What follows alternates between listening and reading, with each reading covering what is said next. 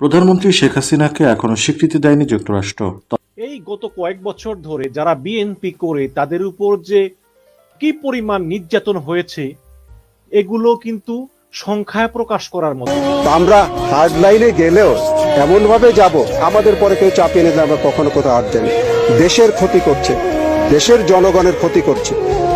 আসসালামু আলাইকুম। আমি আপনাদের কাছে দেখাবো মাননীয় প্রধানমন্ত্রী শেখ হাসিনাকে এখনো স্বীকৃতি দেয়নি যুক্তরাষ্ট্র। কিন্তু কেন, আপনারা জানলে অবাক হয়ে যাবেন। আর এইদিকে এবার মুখ খুললেন সেনাবাহিনী। তো আজকের এই ভিডিওগুলো অত্যন্ত গুরুত্বপূর্ণ।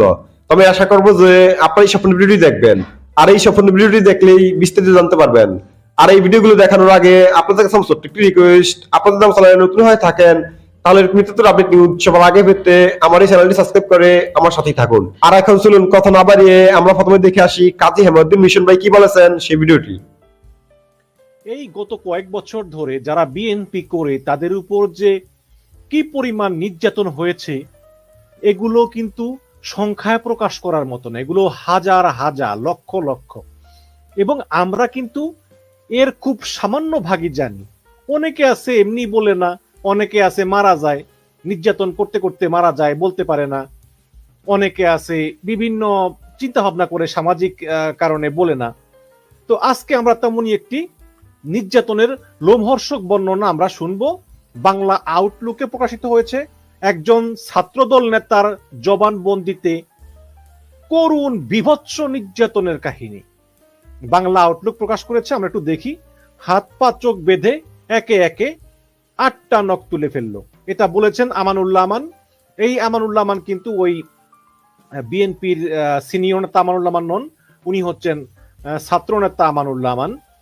তো আমরা যদি একটু পুরো খবরটা একটু পড়ি, বাংলা আউটলুকের খবর একটু পড়ে শুনি আপনাদেরকে। সেটা হচ্ছে যে পেছন থেকে 3-4 জন লোক হঠাৎ জাপটে ধরলো, টেনে গাড়িতে তুলেই 2 হাতে হ্যান্ডকাপ পরিয়ে ফেললো। পেছন থেকে একজন মাথায় কালো জমটুপি পরিয়ে ফেললো, যে ফাঁসি দেওয়ার আগে জমটুপি পরে না, ওই রকম জমটুপি পরিয়ে ফেললো। গাড়ি চলতে থাকলো, 30 মিনিটের মতো চলে থেমে গেল। আমাকে নামানো হলো, পেছন দিক থেকে আমার হাত বাঁধা, এবং 2 হাতের নিচ দিয়ে 2 জন শক্ত করে ধরে হাঁটতে শুরু করলো। মনে হলো যে কোনোটা লিফটে উঠালো, আবার নামানো হলো। কয় তলায় উঠলাম বুঝতে পারিনি। লিফট থেকে বের হয়ে একটু হেঁটেই আমাকে একটা চেয়ারে বসানো হলো, এবং মুখের ভিতরে কাপড় বা গামছা জাতীয় কিছু একটা দিয়ে শক্ত করে মুখ বেঁধে ফেললো। চোখ মুখ পা সবই বাঁধা।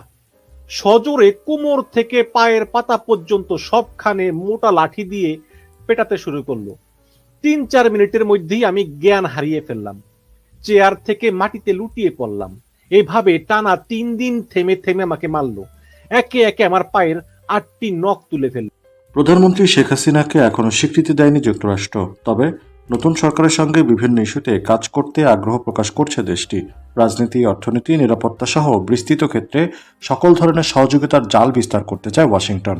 কার্যত প্রশান্ত ও ভারত মহাসাগরীয় অঞ্চলে আধিপত্য বিস্তারকে কেন্দ্র করে বাংলাদেশকে পাশে রাখতে চায় বাইডেন প্রশাসন। মার্কিন প্রতিনিধি দলের বাংলাদেশ সফরের পর এই আভাস দিয়েছে মার্কিন কূটনৈতিক সূত্র। সূত্রটি জানায়, বাংলাদেশের সঙ্গে বিভিন্ন সহযোগিতার ক্ষেত্র জোরদার করতে প্রক্রিয়ার অংশ হিসেবেই the US international development finance corporation থেকে বাংলাদেশকে অর্থায়নের প্রস্তাব দিয়েছে মার্কিন প্রতিনিধি দল। এছাড়াও নিরাপত্তা ক্ষেত্রে প্রস্তাবিত acquisition and cross servicing agreement এবং general security of military information agreement সই করার প্রক্রিয়াও জোরদার করার জন্য তাগিদ দিচ্ছে যুক্তরাষ্ট্র। এছাড়াও গণতন্ত্র, মানবাধিকারের মতো ইস্যুতেও বাংলাদেশ সরকারের সঙ্গে নতুন করে কাজ করতে চায় যুক্তরাষ্ট্র। নতুন এক প্রেক্ষাপটে মার্কিন প্রতিনিধি দল সফর অনুষ্ঠিত হয়। দ্বাদশ জাতীয় সংসদ নির্বাচনের পর এবারই প্রথম কোনো মার্কিন প্রতিনিধি দলের সফরকে খুবই তাৎপর্যপূর্ণ বলে ধারণা করা হচ্ছে, কেননা বাংলাদেশে অবাধ, সুষ্ঠু ও নির্বাচন অনুষ্ঠানের ব্যাপারে যুক্তরাষ্ট্র খুবই সোচ্চার ছিল। গত 7 জানুয়ারি অন্তত নির্বাচনের পরপরই দেওয়া যুক্তরাষ্ট্রের বিবৃতি অনুযায়ী অবাধ, সুষ্ঠু হয়নি বলে মন্তব্য করা হয়।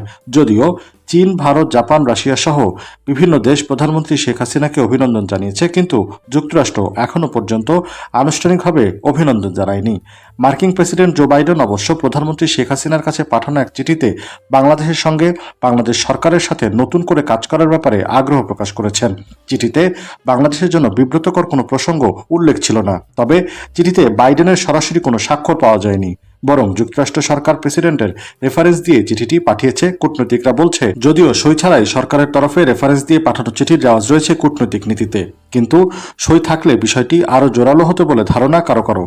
সূত্রমতে ভোটের আগেই শেখ হাসিনা সরকারের সঙ্গে বাইডেন প্রশাসনের যে অস্বস্তিকর সম্পর্ক তৈরি হয়েছিল তার জন্য বাংলাদেশের সরকারি মহল ঢাকায় মার্কিন কূটনৈতিক মিশনকে দায়ী করে থাকে।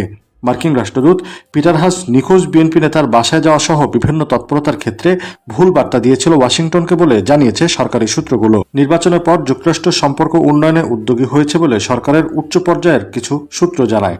মার্কিন প্রতিনিধি দলের সফরকালে রাষ্ট্রদূত পিটার হাসের ছুটিতে যাওয়া এবং সিঙ্গাপুর যাওয়া বিশেষ ইঙ্গিতপূর্ণ। ঢাকা ওয়াশিংটন সম্পর্ক জোরদার করার ক্ষেত্রে আগামী কিছুদিনের মধ্যেই মার্কিন পররাষ্ট্র দফতরের দক্ষিণ ও মধ্য এশিয়া বিষয়ক সহকারী পররাষ্ট্রমন্ত্রী ডোনাল্ড লু বাংলাদেশ সফরে আসতে পারেন এমন একটি ধারণা পাওয়া যাচ্ছে। তারপরে সম্পর্ক জোরদারের জন্য পররাষ্ট্রমন্ত্রী ডক্টর হাসান মাহমুদেরও যুক্তরাষ্ট্র সফরে যাওয়ার কথা রয়েছে। ইন্দো প্যাসিফিক স্ট্র্যাটেজি বাংলাদেশের জন্য চ্যালেঞ্জ নাকি সম্ভাবনা, এমন একটি প্রশ্ন ঢাকার উচ্চ পর্যায়ের এক কর্মকর্তা বলেন সে পর্যায়ে এখনো যায়নি। এখনও ঢাকা ওয়াশিংটন সম্পর্ক স্বাভাবিক পর্যায়ে রয়েছে। যুক্তরাষ্ট্রের ইন্দো প্যাসিফিক স্ট্র্যাটেজির তিনটি দিক রয়েছে: রাজনৈতিক, নিরাপত্তা ও অর্থনৈতিক। বাংলাদেশ অর্থনৈতিক দিক নিয়ে কাজ করবে। বিষয়টি বাংলাদেশের জন্য ইন্দো প্যাসিফিক আউটলুকে উল্লেখ করা রয়েছে। তবে বাংলাদেশ অবশ্যই একক কোনো বলয়ে যাবে না, ভারসাম্য রক্ষা করা চলবে। সবার সঙ্গে বন্ধুত্বপূর্ণ নীতি কাজ করবে, এমনটাই আশ্বাস সবার। তো আমি আশা করছি যে আপনারা স্বপ্ন ভিডিওটি দেখেছেন। আপনাদের যদি বিষয়টি নিয়ে কোনো মতামত থাকে আমাকে অবশ্যই কমেন্টে জানাবেন। আর আপনারা যদি চ্যানেলে নতুন হয়ে থাকেন তাহলে আমার এই চ্যানেলটি সাবস্ক্রাইব করে আমার সাথেই থাকুন। তো দেখা হচ্ছে পরবর্তী ভিডিওতে। সে পর্যন্ত সবাই ভালো থাকবেন, সুস্থ থাকবেন। আল্লাহ হাফেজ।